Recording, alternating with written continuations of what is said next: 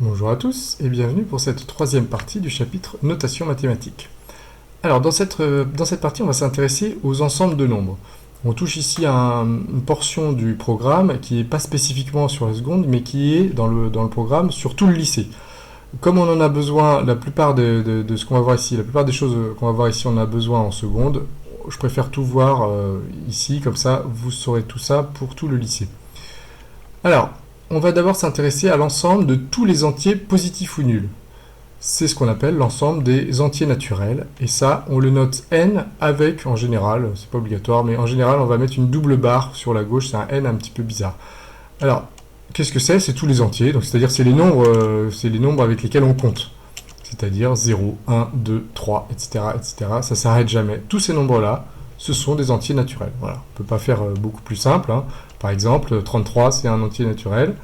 0, c'est un entier naturel. Mais moins 2, c'est pas un entier naturel. 2,5 ne serait pas non plus un entier naturel. Ce sont des entiers, c'est-à-dire qu'il n'y a pas de virgule, et ils sont positifs. Voilà ce que c'est que n. Maintenant, l'ensemble de tous les entiers. Donc ça veut dire qu'ils soient positifs ou négatifs. L'ensemble de tous les entiers, c'est l'ensemble des entiers relatifs. Et ça se note Z. Pourquoi Z? Puisque Zahl en allemand, ça veut dire les entiers. Donc un Z comme ça avec une double barre aussi en général. Donc c'est tous les nombres qui s'écrivent, voilà, moins 3, moins 2, moins 1, 0. Mais ça peut être plus petit que moins 3, ça peut être plus grand que 3, du moins qu'il n'y a pas de virgule. Voilà, c'est tous les nombres qui s'écrivent sans virgule. Par exemple, 3, bien sûr, c'est un entier relatif. 0, c'est aussi un entier relatif. Les deux premiers, au passage, étaient aussi des entiers naturels, hein. Moins 2, c'est un entier relatif qui n'est pas un entier naturel. Et par exemple, moins 2,3 n'est pas un entier relatif puisque ce n'est pas un entier. Voilà.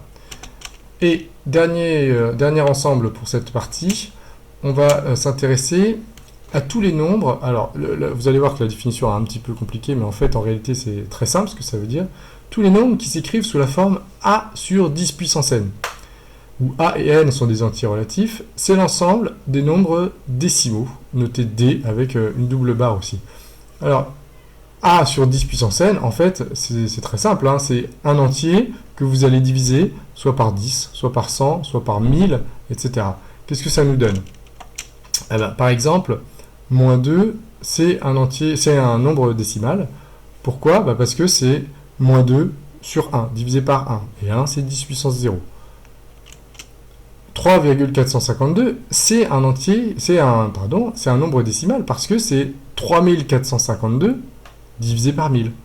D'accord? Divisé par 10 puissance 3. Dès que vous pouvez écrire comme ça par une division, 4 tiers, par contre, lui, ça n'est pas un, parce que 4 tiers, ça fait 1,3333333 avec une infinité de 3. Donc on peut pas, c'est pas un entier divisé par 10, par 100 ou par 1000, etc. Voilà, ce que sont les nombres décimaux, ce sont tous les nombres qui peuvent s'écrire un nombre divisé par une puissance de 10. Remarque au passage, l'ensemble des nombres décimaux, c'est l'ensemble des nombres dont le développement décimal est fini. Qu'est-ce que ça veut dire? Tout simplement, c'est l'ensemble des nombres qui n'ont qu'un nombre fini de chiffres après la virgule. D'accord? Dès que vous avez une infinité de chiffres après la virgule, c'est pas un nombre décimal. Si vous avez un nombre fini de chiffres après la virgule, c'est-à-dire si ça s'arrête, ou même s'il n'y en a pas du tout, c'est un nombre décimal.